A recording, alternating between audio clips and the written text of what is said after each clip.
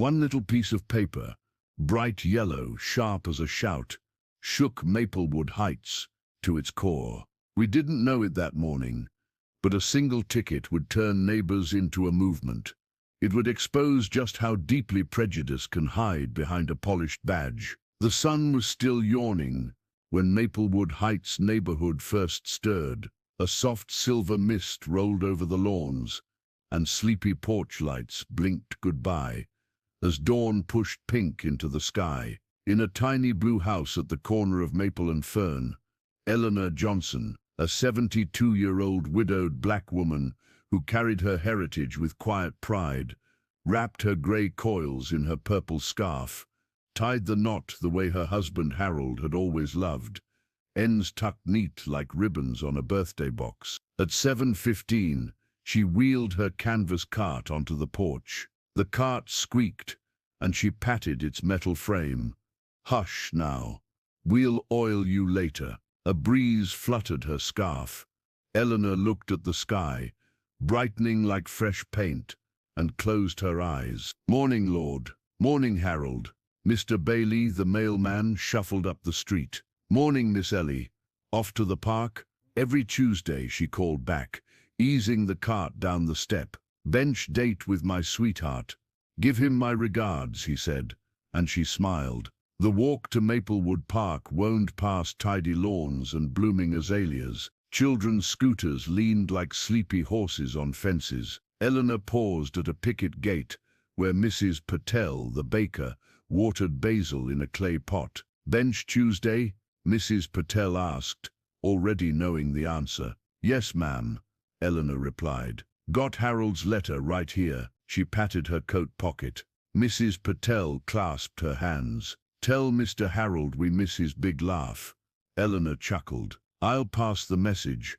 2 blocks later, the wrought iron arch of Maplewood Park came into view. The gate stood wide open, though the wood sign read, "Open from 8 in the morning until 8 at night." The caretaker, Old Joe, believed gates should swing with the sun, not a clock. He winked whenever Eleanor arrived early and said, "Love's got no schedule." At 7:50, Eleanor rolled through the entrance. Dewy grass sparkled under sycamore trees. Squirrels scampered like acrobats. She steered toward Harold's bench, a sturdy oak seat stained honey gold. The brass plaque read, "In loving memory of Harold Johnson, devoted husband, tireless storyteller, lover of peach pies, 1943, 2018. Eleanor brushed her fingertips over the letters, each groove a tiny canyon of memory. She sat, bones sighing with relief, and pulled Harold's letter from a worn envelope. The paper smelled faintly of pipe tobacco and ink. She unfolded it carefully. Harold's handwriting danced across the page. "Ellie Bell, if peach cobbler had feet, it would run straight to you, because you're the sweetest thing this side of heaven." She laughed out loud, a bright tinkling sound. Birds seemed to laugh with her. "Morning, Harry," she whispered. She read the letter from start to finish, moving her lips like silent prayer. Then she took out a small notebook and began writing today's reply, something she'd never shown anyone. Letters from her heart to a man resting beneath willow roots on the far hill. While she wrote, wheels crunched on gravel. A police cruiser rolled to a stop near the fountain. Officer Daniel Miller, white, square-jawed, sunglasses catching the morning, stepped out. He stretched his neck, scanned the park, and adjusted the badge on his chest like a medal. Miller was new to Maplewood Heights, transferred from a bigger city after rumors of poor community fit. He liked rules. Rules were clear, and clear things made him feel safe. Today he aimed to check early morning loiterers. His eyes landed on Eleanor, the lone figure sitting before opening time. They lingered a beat too long on her dark skin. "Ma'am," he called from a distance, voice clipped. No response. Eleanor's mind was in her letter. Miller's boots thudded closer. "Ma'am, the park opens at 8. It's 7:53. You're trespassing." Eleanor looked up, startled, pencil mid-sentence. "Oh, good morning, officer." The gate was open, so I thought. Hours are posted, Miller interrupted. He tapped the sign with his notepad. Rules are rules. She folded the letter protectively. I've come every Tuesday for years. The caretaker ain't the law, Miller said. Pen already scratching citations. Early entry fee, $150. Eleanor's heart squeezed. Her weekly money, $20 for groceries, $15 for church offerings, would never stretch that far. Sir, please, I don't have that kind of. Not my problem. He tore the ticket, leaned down, and to make sure the wind didn't carry it off, he looked at the faded fabric of her coat, then at his stapler, used for posting notices on trail boards. Without a second thought, placed it against the lapel of her coat and stapled it there. Click, metal bit flesh. The staple pierced fabric and skin alike. Eleanor gasped. A tiny red dot bloomed. A jogger slowed, eyes wide, then hurried away. A couple walking a golden retriever froze, mouths open, but the dog tugged the leash, and they moved on. Silence heavier than church bells settled. Miller slipped his sunglasses back on. Pay within 10 days or it doubles, he said. His voice hardened as he added, try following the rules next time, lady. He pivoted and marched toward his cruiser. Eleanor blinked back tears. Order f. She would not cry, not in front of him. She whispered, Lord, give me strength. From behind a skate ramp, 15-year-old Maya Lopez practiced ollies. Her phone, clipped to her board to film tricks, had captured the entire scene. She replayed the video, disbelief twisting her stomach. That's messed up, her friend Louis muttered. People need to see, Maya said. She tapped Go Live. A title flashed, White Officer Staples Ticket to Black Widow. Numbers ticked up, 10, 40, 120. Comments poured. Why Staple? She's somebody's grandma. Where is this? Someone help her. Enjoying the story so far? Smash subscribe so we can share more powerful lessons, and drop a comment if community matters to you. Maya pushed off, wheels humming. She stopped a respectful distance and lifted her board like a microphone stand. Officer, why staple a ticket to a senior citizen? She asked. Voice shaky, but brave. Miller, hand on the cruiser door, spun around. Turn that phone off. No law against filming, Maya replied, repeating what her civics teacher taught. Public place, public accountability. Hearts flooded the live stream. Miller's jaw tightened. He radioed something about juvenile interference, then slammed his door. Before driving off, he leaned out and sneered. Mind your business, kid. The cruiser roared away, dust curling. Eleanor's shoulders sagged. Maya approached, live stream still rolling. Maya skated over and knelt beside the widow. My name's Maya. Are you okay? Eleanor's voice wavered. I'll be fine, child. Just a pinch. She dabbed the blood with her handkerchief. Maya turned the camera back on herself. Internet meet Mrs. Eleanor Johnson, a gentle widow whose only crime was loving her husband before 8 o'clock. The comments exploded. A viewer named at Heartland, Nana typed, that could be my sister. Another, at Justice Jared, wrote, clip saved, sending to news desk. Eleanor dabbed the blood with a hanky embroidered N. Here. Maya ended the stream and turned to her. Let's sit together until 8. I'll call my mom. She's a lawyer. Eleanor shook her head gently. You're kind, child. I don't want trouble. Sometimes trouble finds us. Maya said, best we shine a light when it does. By lunch, the video hit 50,000 views. Local news anchor Darius King ran it at 6 p.m. Disturbing footage from Maplewood Park raises questions of racial bias in law enforcement, he began. The clip played, and households gasped. Old Joe, the caretaker, nearly dropped his coffee. Within hours, the hashtag #bench for Eleanor trended. Photos of the bench, the ticket, and the staple ripped across phones. Pastor Green from New Hope Church tweeted, Grace is free, benches should be too. Donations flooded a GoFundMe. Louise set up, help, Eleanor keep, her Tuesdays. $20 became $200, then $2,000. Officer Miller sat in his apartment, TV glowing. He flipped channels. Every station showed his face, sunglasses flashing like sirens. He muted the set, but the silence felt louder. At precinct headquarters, Captain Ramos watched the clip thrice. She sighed, rubbed her temples, and dialed internal affairs. The next morning, a suspension notice awaited Miller. Pending full investigation, it read. He crushed the paper, the crisp edges digging into his palm. 3 prior complaints surfaced, all involving black senior citizens. The town newspaper opened with the headline, "One ticket too many." Meanwhile, Eleanor woke to find her porch overflowing with gifts. Grocery bags, flower bouquets, envelopes stuffed with cards. Patel arrived with a warm loaf of banana bread.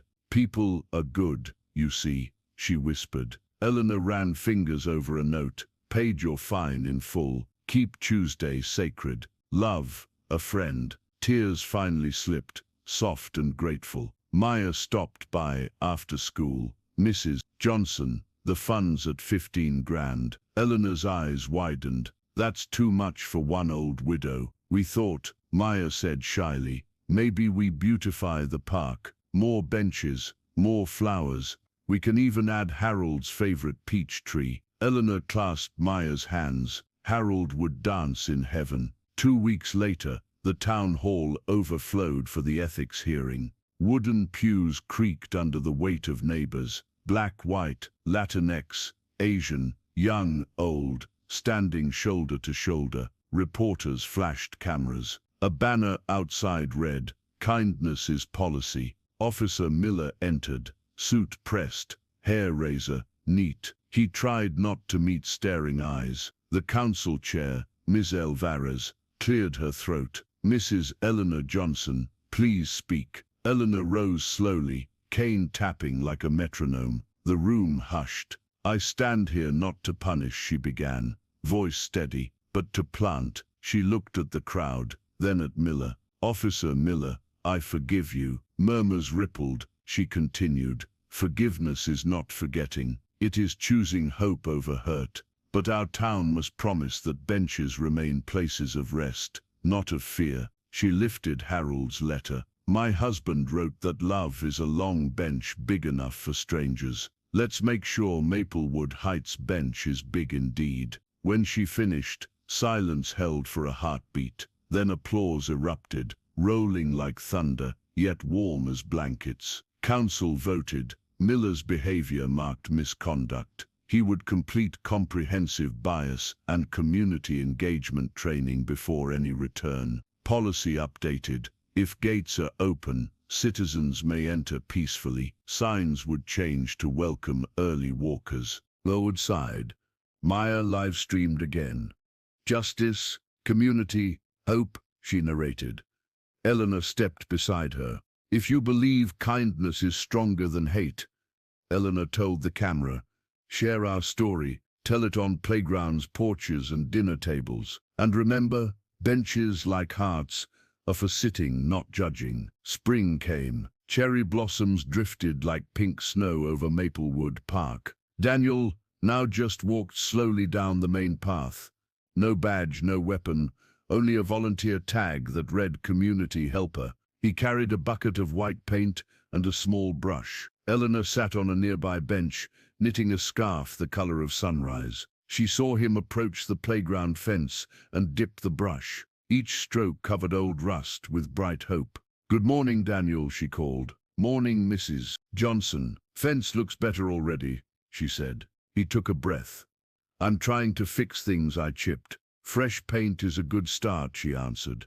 "But fresh kindness is better." Summer warmed the park and the peach tree burst with fruit. Maya organized Peach Pie Day and invited the town. Kids wore sticky smiles and ran races between picnic tables. Eleanor, flour on her nose, taught them how to crimp crusts. Reporters filmed Daniel handing out slices beside her. Second chances taste sweet, he said. Autumn painted the leaves fire red. Teacher Ms. Rivard brought her 5th grade class for history lessons. They sat cross-legged around the golden bench as Eleanor read Harold's letters aloud, editing the mushy parts so the kids giggled instead of blushing. Maya explained the power of citizen journalism. Louise showed them how to edit videos. Their series Voices of Maplewood Heights inspired other towns to tell their own bench stories. Winter dusted the marigolds. Eleanor knitted hats for the homeless shelter,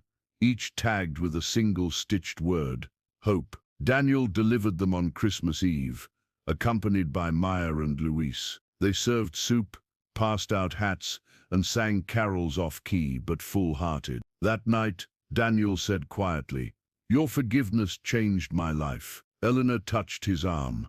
"Grace is a gift, Daniel. Pass it on." Before bed, Eleanor wrote, "Dear Harold, today I watched the man who once hurt me shovel paths so others could walk safely. The world is heavy, Harry, but light slips through where hearts crack open. Your bench became a doorway. I miss you every peach season, every snowflake.